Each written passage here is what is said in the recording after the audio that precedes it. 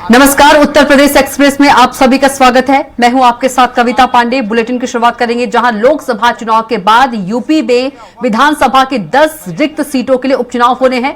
इनमें से 9 सीटें विधायक से सांसद बनने के कारण रिक्त हुई है, जबकि कानपुर की सीसामऊ सीट सपा विधायक इरफान सोलंकी की सदस्यता खत्म होने के बाद खाली हुई है।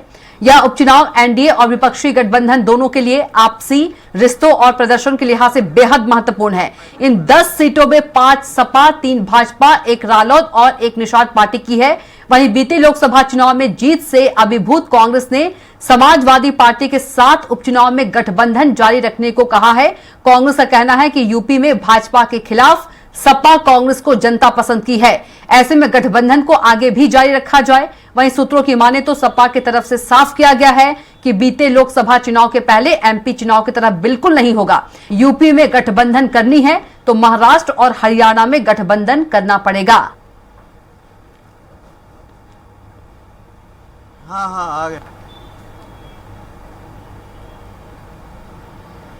बाप रे बाप, हिला इतनी गाड़ी। लोकसभा के बाद उपचुनाव की चुनौती। यूपी में 10 विधानसभा सीटों पर होना है उपचुनाव। पवन सर हैं। लोकसभा के बाद उपचुनाव की चुनौती। हेलो जी सर,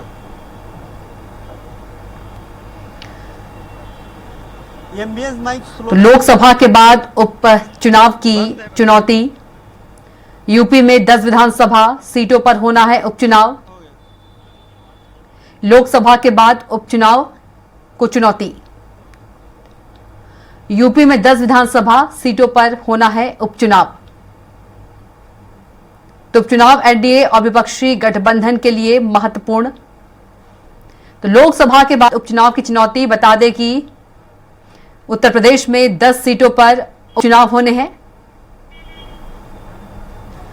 और इसी खबर ज्यादा जानकारी के साथ हमारे संवाददाता घनश्याम निशांत चौरसिया सीधे जुड़ गए हैं। घनश्याम का रुख करेंगे। घनश्याम, अब लोकसभा चुनाव के बाद उत्तर प्रदेश में 10 विधानसभा पर उपचुनाव होना है और सभी पार्टियां जो हैं वो जुट गई हैं। क्या कुछ सभी रणनीति? बिल्कुल कविता, 2024 का लोकसभा चुनाव खत्म हो गया और उसका रिजल्ट परिणाम भी सबके सामने आ गए हैं और जो इंडी गठबंधन है उससे अभिभूत है, क्योंकि उत्तर प्रदेश में अप्रत्याशित सीटें हासिल की है। 37 सीटें तो सिर्फ समाजवादी पार्टी के खाते में है। 33 सीटों पे सिमट गई है भारतीय जनता पार्टी। योगी सरकार भी यहाँ पे थी, केंद्र में मोदी सरकार थी, डबल इंजन की सरकार की बात कर रहे थे। और मेयर सबसे ज्यादा रहे हैं, मेयर लगभग सभी सीटों पे भारतीय जनता पार्टी रही। ट्रिपल इंजन की सरकार का दावा करने के बावजूद जो अवधे मुंह गिरी वो उत्तर प्रदेश थी और यही कारण रहा कि केंद्र में सरकार तो भारतीय जनता पार्टी की बनी है, लेकिन एनडीए की बनी, लेकिन बहुमत साबित नहीं कर पाई। पूर्ण बहुमत रूप से भारतीय जनता पार्टी नहीं आ पाई। हालांकि एनडीए की सरकार बनी, वो बहुमत हासिल कर लिए। तो ऐसे में जो इंडी गठबंधन है, जो विपक्षी दल है, वो पूरी तरीके से फिर से सक्रिय हो गई है, क्योंकि 9 ऐसी सीटें रही हैं उत्तर प्रदेश की जो विधायक सांसद बने हैं, वो चुनाव जीते हैं, जिसमें से 5 जो सीटें हैं वो समाजवादी पार्टी के पास है। लेकिन 5 सीटों में 4 सीटें जो हैं वो 4 सीटों के जो विधायक हैं वो सांसद बने हैं समाजवादी पार्टी के। लेकिन एक जो कानपुर का सीट है, कानपुर सीट से इरफान सोलंकी सजा याफ्ता हुए हैं। 7 साल की उनको हाल ही में सजा मिली है, वो जेल में बंद है। तो ऐसे में वो सीट भी रिक्त घोषित कर दी गई है और 5 सीटें जो है भारतीय जनता पार्टी की जो विधायक थे वो सांसद बने, यानी 5 सीटें भारतीय जनता पार्टी की, 4 सीटें जो विधायक से सांसद बने हैं समाजवादी पार्टी की, एक और भी समाजवादी पार्टी की कानपुर की सीट जिसमें इरफान सोलंकी सजा याफ्ता बने हैं, सीट वहां पे रिक्त हुई घोषित हुई है। यानी पूरे 10 सीटों पे, अब 10 सीटों पे जो तस्वीरें सामने आएगी उस तस्वीरों से ये मान लिया जाएगा, यहाँ पे एक मैसेज कन्वे करती जाएगी, संदेश देने में सफल हो पाएगी पार्टियां जो आगामी 2027 विधानसभा चुनाव उत्तर प्रदेश में होगा। क्योंकि लोकसभा चुनाव में औंधे मुगरी है भारतीय जनता पार्टी। ऐसे में जो सबसे ज्यादा चुनौती है वो योगी सरकार को लेकर के है, भारतीय जनता पार्टी को लेकर के है कि वो किस तरीके से उत्तर प्रदेश में अपनी और भी जो बची कुची लाच है उसको बचा पाए, क्योंकि यहाँ पे पूर्ण बहुमत की सरकार है, दूसरी बार पूर्ण बहुमत की सरकार योगी सरकार भी बना पाई है। ऐसे में लोकसभा में ये जो अप्रत्याशित हार मिली है, जो उनका प्रदर्शन बेहतर नहीं रहा है, उस पर सबसे ज्यादा अगर सवाल किसी पे खड़ा हो रहा है तो मुख्यमंत्री योगी आदित्यनाथ पे खड़ा हो रहा है, यहाँ के संगठन पे खड़ा हो रहा है। वहीं दूसरी तरफ अगर कांग्रेस और समाजवादी पार्टी की बात माने तो समाजवादी पार्टी सबसे दल बन करके उभरी है, देश की तीसरी सबसे बड़ी दल बन गई है 37 सीटों के बाद। पहले पे भारतीय जनता पार्टी 99 सीटों के साथ, कांग्रेस पार्टी और 32 सीटों के साथ समाजवादी पार्टी। ऐसे में उत्तर प्रदेश में वो अपनी खोई हुई और बिसात, जो विधानसभा चुनाव में वो खोई हुई बिसात, जो 12 से 17 खुद अखिलेश यादव की सरकार रही है, 17 में वो पहले वो हारे थे, तो ऐसे में वो जो खोई हुई उसकी बिसात है उसको वापस लेने की पुरजोर कोशिश कर रहे हैं। और दूसरी सबसे बड़ी बात है कांग्रेस पार्टी के पास, कांग्रेस पार्टी फर्श से सीधे अर्श पे गई है उत्तर प्रदेश में।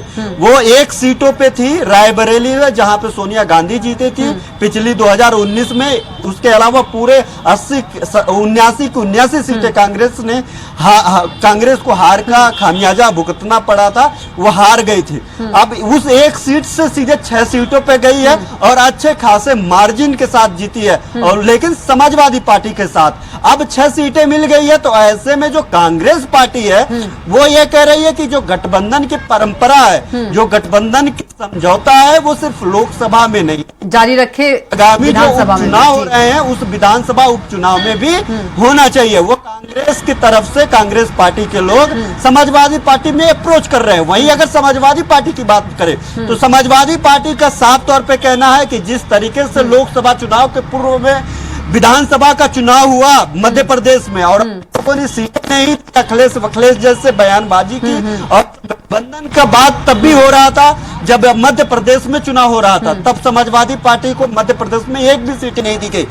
नतीजा यह रहा कि समाजवादी पार्टी को वहां पे अकेले चुनाव लड़ना पड़ा, हार मिली, वो अलग बात है। अब वो कह रहा है कि हम फूक फूक करके कदम उठाएंगे। हालांकि पिछली बार लोकसभा चुनाव के पहले भी उन्होंने कहा था कि जितनी संगठन आपका उत्तर प्रदेश में है उतनी संगठन हमारा मध्य प्रदेश में है। अगर आप मध्य प्रदेश में हमको सीट देंगे उतना ही सीटें, उसी अपेक्षा सीटें उत्तर प्रदेश में देंगे। हालांकि खूब लड़ाई चली, एक दूसरे पे जुबानी जंग चली, और उस जुबानी जंग के बाद यहाँ पे उत्तर प्रदेश में गठबंधन हुआ और गठबंधन सफल भी रहा। अब समाजवादी पार्टी कह रही है कि अगर आपको उपचुनाव में अगर सीटें चाहिए, वो कांग्रेस को कह रही है कि अगर आपको सीटें चाहिए तो आपको हरियाणा और महाराष्ट्र में हमको सीटें देनी पड़ेगी। यानी आप हमें अगर सीट हरियाणा महाराष्ट्र में देंगे, गठबंधन अगर उन सीटों पे करेंगे जहां पे आगामी विधानसभा चुनाव होने हैं, तभी हम उत्तर प्रदेश में आपको अपनी सीटों में से आपको सीटें देंगे। अब ये दोनों तरफ से शर्तें फिर से वही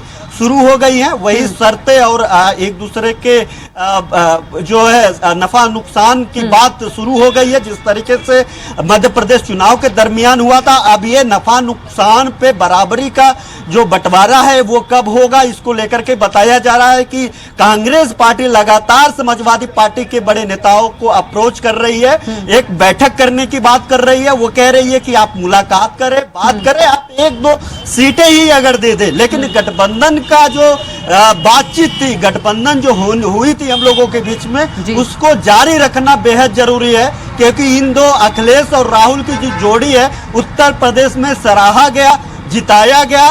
उस परंपरा को हम लोग आगे बढ़ाते हुए चलना चाहते हैं, क्योंकि इन दोनों जोड़ी के जरिए ही यहाँ पे मजबूत भारतीय जनता पार्टी को हराया जा सका है। तो ऐसे में अखिलेश और राहुल के आगामी जो उपचुनाव होंगे तो जोड़ी बरकरार रखने की कवायद की जा रही है। कांग्रेस पार्टी लगातार इसको लेकर के अप्रोच कर रही है, मीडिया, सोशल मीडिया के जरिए लगातार बयानबाजी कर रही है, बयान दे रही है। समाजवादी पार्टी अभी इस पे कुछ भी बोलने से कतरा रही है, वो बोलना नहीं चाह रही, क्योंकि पिछली बार बोल करके उसका खामियाजा भुगत चुकी है। लेकिन अब लोकसभा चुनाव में अजीत से प्रो समाजवादी पार्टी शायद इस बाबत निर्णय ले कि एक बार फिर अब जो है राहुल गांधी अखिलेश एक साथ यहाँ पे चुनावी मैदान में दिख सकते हैं, और इस चुनावी मैदान में दिखने के बाद वो भारतीय जनता पार्टी को चुनौती पेश कर सकते हैं, क्योंकि भारतीय जनता पार्टी भी अपनी खोई हुई बिसात इन 10 सीटों से वापस पाने की कोशिश करेगी। अयोध्या की सीट जो समाजवादी पार्टी के खाते में गई है, वहां के जो विधायक है वो भी अयोध्या से विधायक ही थे, तो ऐसे में उस सीट को जीतने की कोशिश करेगी, अन्य जो सीटें हैं उसको भी जीतने की कोशिश करेगी। तमाम बातचीत के लिए आपका घनश्याम बहुत ही कविता धन्यवाद।